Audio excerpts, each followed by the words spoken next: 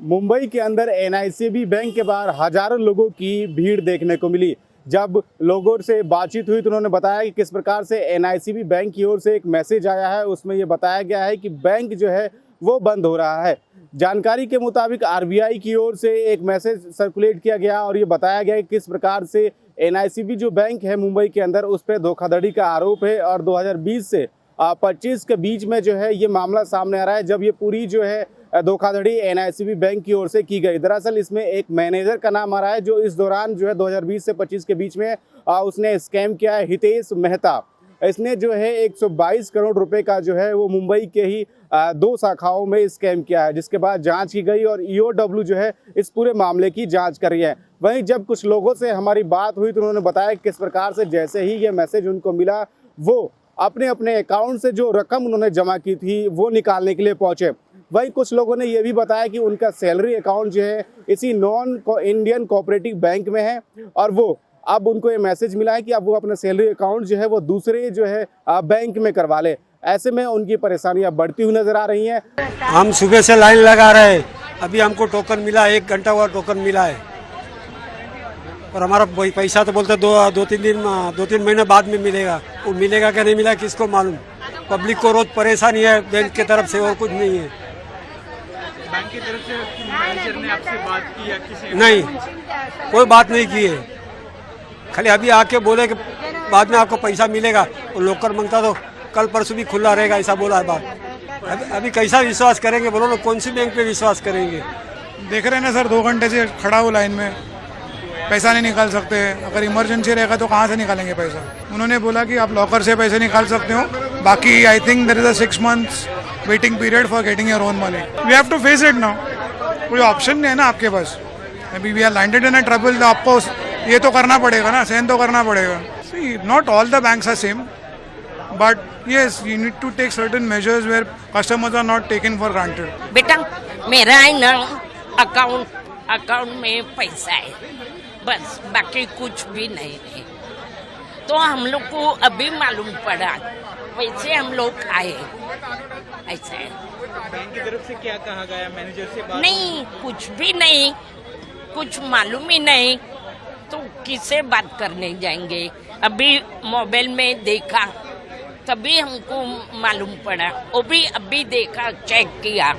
अभी ये मैसेज देखो, हर लेडीज फ्री नहीं रहते, इवन दो जेंट्स, क्या मैसेज सुबह उठकर पढ़े। अभी जिसको टाइम मिलता है वैसा मैसेज पढ़ेंगे।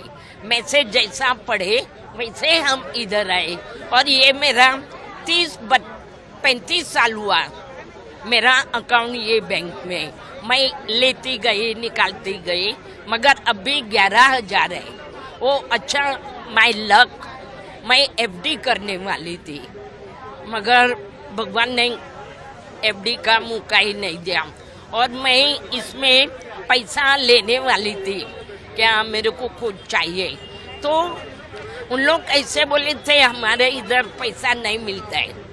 बोला तो कुछ बोलो ना XYZ लेने के लिए जो अपन लेते हैं बैंक में से, वैसा उन लोग ने नहीं बोला था, वो चीज नहीं होगा। मगर तभी भी मालूम नहीं पड़ा क्या ये ऐसा होने वाला है। सरकार की ओर से भी ये कहा जा रहा है कि जो आरबीआई की ओर से जो पाबंदियां लगाई गई हैं वो कहीं ना कहीं आरबीआई ने अपने गाइडलाइंस के अनुसार ही लगाई है और ये जांच की गई है। और हमने देखा है किस प्रकार से जब ईओडब्ल्यू की ओर से भी ये जानकारी मिलेगी किस प्रकार से जो 5 सालों के बीच में जो 122 करोड़ रुपए की धोखाधड़ी हुई है, पूरी उसकी जांच की गई। और जांच में ये पता चला कि जो हितेश मेहता जो पूर्व मैनेजर है इस बैंक का, उसने किस प्रकार से इस पूरे धोखाधड़ी को अंजाम दिया है। कि आरबीआई जब कोई बैंक खराब परफॉर्मेंस करती है, जब उसके जो एसेट्स होते हैं वो डिप्लीट होते हैं, तो आरबीआई इस प्रकार के प्रतिबंध लगाती है, उस पर इंक्वायरी करती है, डिप्लीट होने वाले एसेट्स को रोकने की कोशिश करती है। अभी मेरे पास इसकी पूरी जानकारी नहीं है, लेकिन इसकी जो प्राथमिक जानकारी है उसके आधार पर मैं कहना चाहता हूं कि निश्चित रूप से आरबीआई ने जो कार्रवाई की है वो सोच समझ कर ही की। जांच जो है वो ईओडब्ल्यू यानी आर्थिक अपराध शाखा की जो टीम है मुंबई की वो कर रही है।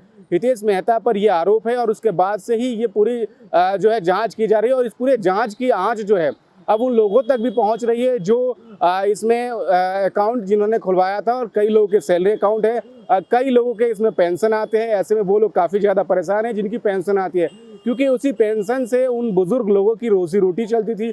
लेकिन जब से ये न्यूज़ आया है कि उस बैंक से ना ही आप पैसे निकाल सकते हैं और ना ही डाल सकते हैं, और उसके बाद से ही कल से ही हज़ारों लोग जो है मुंबई के अंदर जो ब्रांच है उसके वहाँ पर पहुंचकर और वो अपनी बारी का इंतज़ार कर रहे हैं कि उनको कैसे ये मौका मिले और वो जो है पैसे निकाल पाए।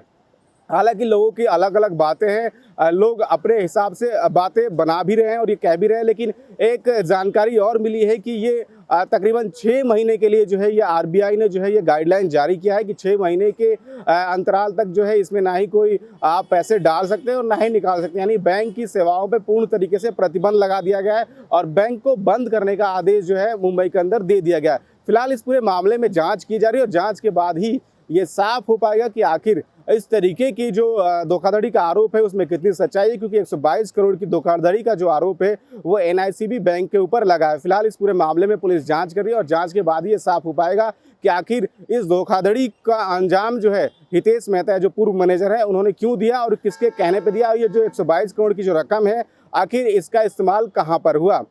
कैमरामैन अनिल के साथ मैं अजीत, नवोदय टाइम्स, पंजाब केसरी।